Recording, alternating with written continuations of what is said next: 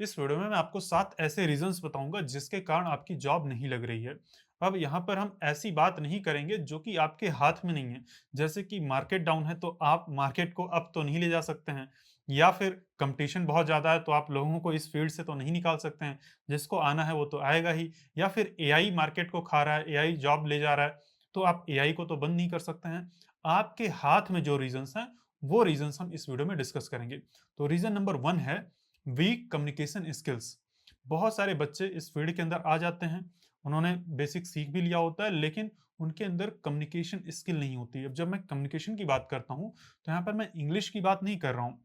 मैं बात कर रहा हूँ कि कॉन्फिडेंटली अपनी बात को शेयर करना, अपनी बात को किसी के सामने रखना। और यहाँ पर केवल बात करने की बात नहीं हो रही है। मतलब आप किसी से कॉल पे बात करेंगे या जब आप इंटरव्यू देंगे तभी आपकी कम्युनिकेशन स्किल टेस्ट नहीं होती है। जब आप चैट के अंदर रिप्लाई करते हैं, जैसे मान लीजिए लिंक्डइन के अंदर कोई पोस्ट किया कि आप क्या इस अपॉर्चुनिटी के अंदर इंटरेस्टेड हैं, तो आप उसके अंदर उसके नीचे कमेंट में लिखते हैं इंटरेस्टेड। वहीं से आपकी कम्युनिकेशन स्किल शो हो जाती है।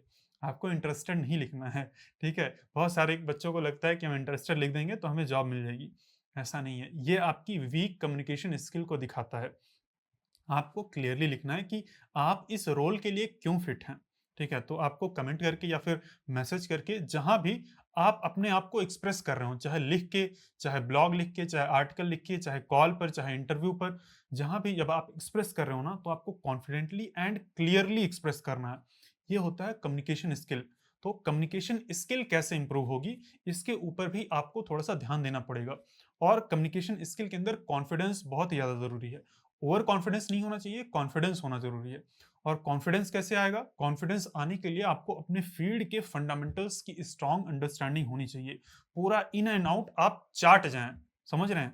जैसे कि अगर आप सॉफ्टवेयर इंजीनियरिंग की जॉब के लिए ढूंढने जा रहे हैं, ठीक है, तो आपको कंप्यूटर साइंस के फंडामेंटल्स अच्छे से समझ आने चाहिए। ठीक है, आपको ऑपरेटिंग सिस्टम समझ में आना चाहिए, आपको डेटाबेस समझ में आना चाहिए, आपको नेटवर्किंग समझ में आना चाहिए, आपको डीएसए समझ में आना चाहिए। तो आपको कंप्यूटर साइंस के फंडामेंटल्स अच्छे से आएंगे, तभी आप कॉन्फिडेंटली बात कर पाएंगे। कॉन्फिडेंस हवा में नहीं आता है। अगर आप वैसे ही ऊपर ऊपर से बात कर देंगे, आप बस बात करने लायक रहेंगे, आप टेक्निकल इंटरव्यू में छट जाएंगे। ठीक है, तो ये हमारा दूसरा पॉइंट है। ठीक है, मैंने 2 रीजंस बता दिए। हमारा जो दूसरा रीजन है वो यही है, वीक फंडामेंटल्स इन सीएस बेसिक्स। मतलब आपको कंप्यूटर साइंस के बेसिक्स की फंडामेंटल्स स्ट्रांग नहीं है। ठीक है, तो आपको फंडामेंटल्स स्ट्रांग करना है। और अगर आप कंप्यूटर साइंस के बैकएंड के फंडामेंटल्स स्ट्रांग करना चाहते हैं, देखो जो बैकएंड होता है ना, उसके अंदर पूरा का पूरा कंप्यूटर साइंस होता है। जो फ्रंट एंड होता है वो ब्राउजर साइंस होता है एक तरह से। तो अगर आप कंप्यूटर साइंस के फंडामेंटल्स स्ट्रांग करना चाहते हैं, तो आप हमारे बैकएंड कोर्स के अंदर एनरोल कर सकते हैं। उसके अंदर मैंने इन डेप्थ, मतलब इतना इन डेप्थ आपको दुनिया में कहीं कोर्स नहीं मिलेगा जितना इन डेप्थ हमने नोड जेएस के अंदर कंप्यूटर साइंस को और बैकएंड को एक्सप्लोर किया है। ठीक है, तो उसका पूरा मैं आपको ओवरव्यू का लिंक, कितना मतलब कितने उसके अंदर चैप्टर्स हैं, कितने सेक्शंस हैं, उन सबका लिंक मैं वीडियो के डिस्क्रिप्शन में दे दूंगा। और उस कोर्स के अंदर इनरोल करने का भी लिंक मैं आपको वीडियो के डिस्क्रिप्शन में दे दूंगा। और डिस्काउंट के लिए जो भी कूपन कोड रहेगा वो भी मैं आपको वीडियो के डिस्क्रिप्शन में ही प्रोवाइड कर दूंगा। ठीक है, तो ये हो गया हमारा दूसरा पॉइंट। अब आता है हमारा तीसरा पॉइंट। तो हमारा तीसरा पॉइंट है too much focus on just learning languages. बहुत सारे बच्चों को मैंने देखा है कि वो एक लैंग्वेज के बाद दूसरे लैंग्वेज पे, दूसरे के बाद तीसरे लैंग्वेज पे जंप करते रहते हैं। थोड़ा सा पाइथन सीख लिया, थोड़ा सा जावा सीख लिया, थोड़ा सा जावास्क्रिप्ट सीख लिया, फिर थोड़ा सा रस्ट सीख लिया, कोई नई प्रोग्रामिंग लैंग्वेज आ गई तो उसको सीख लिया। वो लैंग्वेज ही सीखते रह जाते हैं। जो कंप्यूटर साइंस है वो लैंग्वेज सीखने के बारे में नहीं है। एक लैंग्वेज सीखो और लैंग्वेज सीख के कुछ बिल्ड करो। स्पेशली बैकएंड की टेक्नोलॉजी जब सीखेंगे आप, तब आपको पूरा का पूरा कंप्यूटर साइंस का एक अंडरस्टैंडिंग, पूरा होल अंडरस्टैंडिंग मिलेगी। अगर आप जावास्क्रिप्ट सीखते हैं और केवल फ्रंट एंड करते रहते हैं, तो आपको पूरी कंप्यूटर साइंस की अंडरस्टैंडिंग नहीं मिल पाएगी। ठीक है, तो आपको फ्रंट एंड भी सीखना है, बैक एंड भी सीखना है, फुल स्टैक सीखना है और अच्छे से सीखना है। ठीक है, तो आपको एक एक कोई भी लैंग्वेज पकड़नी है, चाहे वो जावा हो, चाहे वो पाइथन हो, चाहे वो जावास्क्रिप्ट हो, एक पकड़नी है और उसको मास्टर करना है। बाकी दूसरी लैंग्वेजेस को आप ऊपर ऊपर समझ सकते हैं, कोई ऐसा बुराई नहीं है कि दूसरा सीख लेंगे तो कोई पाप हो जाएगा, ऐसा नहीं है। ठीक है, दूसरा थोड़ा बहुत सीख लीजिए, हल्का हल्का अंडरस्टैंडिंग होनी चाहिए, लेकिन एक लैंग्वेज को अच्छे से मास्टर करना है, उसका जो यूज केस है उसको अच्छे से मास्टर करना है। अब आता है हमारा पॉइंट नंबर 4। तो पॉइंट नंबर 4 है कि पुअर प्रॉब्लम सॉल्विंग स्किल। आपकी प्रॉब्लम सॉल्विंग की जो स्किल है वो गड़बड़ है। आपका मैथ्स पहले से ही हिला हुआ है। आप कंप्यूटर साइंस के फील्ड में बस पैसा देख के आ गए हैं। तो पैसा देख के आने में कोई बुराई नहीं है, लेकिन कंप्यूटर साइंस की जो फील्ड है, वो प्रॉब्लम सॉल्विंग माँगती है। आपका मैथ्स अगर शुरू से बेकार था, आपको मैथ्स में बिल्कुल भी इंटरेस्ट नहीं था, तो आपको कंप्यूटर साइंस की फील्ड में, सॉफ्टवेयर इंजीनियरिंग की फील्ड में दिक्कत होगी। अब ऐसा नहीं है, एक्सेप्शंस होते हैं, बहुत सारे बच्चों को मैथ्स नहीं पसंद होता, लेकिन फिर भी उनकी प्रॉब्लम सॉल्विंग स्किल्स अमेजिंग होती है। उनको बस स्पेशली मैथ सब्जेक्ट से दिक्कत होती है, लेकिन उनकी जो ओवरऑल प्रॉब्लम सॉल्विंग की स्किल होती है, वो काफ़ी अच्छी होती है। तो प्रोग्रामिंग के अंदर बहुत अच्छा कर लेते हैं। ठीक है? तो अगर आप उन बच्चों में से हैं जिनको आप प्रॉब्लम सॉल्विंग अच्छी लगती है, जिनको कोड का यूज़ करके प्रॉब्लम सॉल्व करना अच्छा लगता है और प्रॉब्लम सॉल्व कर पाते हैं, प्रॉब्लम्स को छोटे-छोटे चंक्स में ब्रेक डाउन कर पाते हैं, तो आप प्रोग्रामिंग अच्छे से सीख सकते हैं। अगर आपकी प्रॉब्लम सॉल्विंग नहीं अच्छी है, तो आपको ये डेवलप करना पड़ेगा। आपको छोटी-छोटी प्रॉब्लम्स पहले सॉल्व करनी है और उन छोटी प्रॉब्लम्स को भी फर्दर ब्रेक डाउन करना है। ठीक है? तो प्रॉब्लम सॉल्विंग स्किल अच्छी करनी है। इसके लिए डीएसए एक बहुत अच्छा सब्जेक्ट है। डीएसए आप प्रैक्टिस कर सकते हैं। डीएसए के ईज़ी क्वेश्चंस करिए और ईज़ी क्वेश्चंस को ब्रेक डाउन करके सीखिए। अब डीएसए के क्वेश्चंस लगाने के लिए आपको बेसिक मैथ्स आनी चाहिए। Basic maths at least 9th-10th class तक की मैथ्स आपको आनी चाहिए, ठीक है? क्योंकि वहाँ पे मैथ्स से रिलेटेड ही कॉन्सेप्ट्स रहते हैं। जैसे कि जो प्रॉब्लम्स होते हैं ना, एकदम मैथ वाले प्रॉब्लम्स होते हैं। तो आपको बेसिक मैथ्स की अंडरस्टैंडिंग आनी चाहिए। प्राइम नंबर्स क्या होते हैं, फैक्टर्स क्या होते हैं, मल्टीपल्स क्या होते हैं और कितने अलग-अलग तरह के नंबर्स होते हैं, फैक्टोरियल क्या होता है और भी मतलब अब हर एक सब्जेक्ट का मुझे अभी मेरे माइंड में ध्यान नहीं आ रहा है, लेकिन 9th-10th तक की मैथ्स आपको अच्छे से आनी चाहिए अगर आपको डीएसए सॉल्व करना है तो। आप मैथ्स पर फोकस करिए। आप फंडामेंटल्स जब तक स्ट्रॉन्ग नहीं करेंगे, तब तक आप इस फील्ड में सक्सीड नहीं हो सकते हैं। गलती से हो सकता है आपकी जॉब भी लग जाए, मतलब गलती से नहीं, हो सकता है आपकी जॉब भी लग जाए, लेकिन आप उस फील्ड में ज़्यादा ग्रो नहीं कर पाएँगे, आप स्टक रह जाएँगे। और कंप्यूटर साइंस की जो फील्ड है, ये साइंस की फील्ड है। साइंस मतलब आप समझते हैं ना स्टेम, तो स्टेम के अंदर मैथमेटिक्स भी आता है, ठीक है? तो कंप्यूटर साइंस जो है, ये मैथमेटिक्स से काफ़ी ज़्यादा रिलेटेड है। जो नंबर्स जैसे आपने सुना होगा कि जो कंप्यूटर्स होते हैं वो 0-1 पे काम करते हैं। तो पूरा कंप्यूटर का जो बेसिक है, वो ही नंबर सिस्टम पे, बाइनरी नंबर सिस्टम पे बना है। तो आपको जब तक मैथ्स नहीं समझ आएगा, जब तक आपको नंबर सिस्टम्स नहीं समझ आएँगे, octal number system, decimal number system, binary number system, तब तक आपको कंप्यूटर साइंस अच्छे से समझ ही नहीं आएगी। तो आपको फंडामेंटल्स स्ट्रॉन्ग करना है और ये सारी चीज़ें अगर आपको सीखनी है तो नोट.जेएस कोर्स के अंदर सब कुछ है, ठीक है? बहुत ही इन डेप्थ कोर्स है, 200 घंटे का कोर्स हो गया, 1 साल से चल रहा है और अभी भी ये चल रहा है। अभी आधे साल तक और भी चलेगा, ठीक है? तो ये हो गया हमारा रीज़न नंबर 4।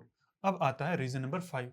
तो रीज़न नंबर 5 है lack of hands on practice projects. मतलब आप लेक्चर्स देखते जाते हैं, आप कॉन्सेप्ट्स को सीखते जाते हैं, लेकिन आप प्रैक्टिस करके प्रोजेक्ट्स नहीं बनाते हैं और प्रोजेक्ट्स बनाते भी हैं तो जो कोर्स के अंदर या वीडियो के अंदर जो भी बनाया गया है बस वही बना लेते हैं। आप अपने मन से खुद नहीं बनाते हैं, आप ट्यूटोरियल हेल में फँस जाते हैं, आप वीडियोज़ देख के प्रोजेक्ट्स बनाते हैं। ये गड़बड़ है। आपको हैंड्स ऑन प्रैक्टिस करनी है, जितना पढ़ना है जैसे आप मान लो 4 घंटे पढ़ने के लिए मतलब लेक्चर्स, वीडियो लेक्चर्स या क्लासेस अटेंड करते हैं। अगर आप कॉन्सेप्ट सीखने के लिए 4 घंटे दे रहे हैं, तो आप कम से कम 4 घंटे आप प्रैक्टिस करने के लिए दीजिए, प्रोजेक्ट्स बनाने के लिए आप 4 घंटे दीजिए। उससे ज़्यादा देंगे तो और भी अच्छा है, ठीक है? तो आपको प्रैक्टिस करना है, हैंड्स ऑन प्रोजेक्ट्स बनाने हैं और कोई ऐसा प्रोजेक्ट बनाना है जो कि आप खुद से बनाएँ, मतलब खुद से यूनिक आइडिया सोचिए, खुद से क्रिएट करिए, ठीक है? एआई की हेल्प लीजिए और खुद से कुछ नया क्रिएट करिए। और जब आपको फंडामेंटल्स की एकदम ग्राउंड पर, ज़ीरो लेवल पर जाके आपको अंडरस्टैंडिंग होगी ना, जब आपको ये समझ होगी कि ब्राउज़र के अंदर और कंप्यूटर के अंदर स्पेशली ज़ीरोज़ एंड वन्स किस तरह से फ्लो करते हैं, किस तरह से स्टोर होते हैं, कैसे वर्क करते हैं, कैसे एक-दूसरे से कंप्यूटर्स कम्युनिकेट करते हैं। जब आपको इस लेवल की अंडरस्टैंडिंग होगी, तब आप ऐसे-ऐसे आइडिया सोच पाएँगे, जो कि यूनिक रहेंगे अपने आप में, कोई दूसरा नहीं सोचेगा, समझ रहे हैं? आपको ऐसी-ऐसी पॉसिबिलिटीज़ दिखेंगी, जो कि आप अभी देख ही नहीं सकते हैं। तो इसीलिए फंडामेंटल सीखना और भी ज़्यादा इम्पोर्टेंट है, ठीक है? तो ये हो गया हमारा कौन-सा नंबर? पॉइंट नंबर 5 प्रोजेक्ट्स बनाना, मतलब हैंड्स ऑन प्रोजेक्ट खुद से प्रैक्टिस करना, खुद से प्रोजेक्ट्स बनाना, ठीक है? अब आता है हमारा पॉइंट नंबर 6। तो पॉइंट नंबर 6 है एक्सपीरियंस की कमी होना। अब आप सोचेंगे कि इसमें हम क्या कर सकते हैं? अभी हमें जॉब मिली ही नहीं, एक्सपीरियंस कैसे मिल जाएगा? तो एक्सपीरियंस का मतलब केवल ही नहीं होता है जॉब का एक्सपीरियंस।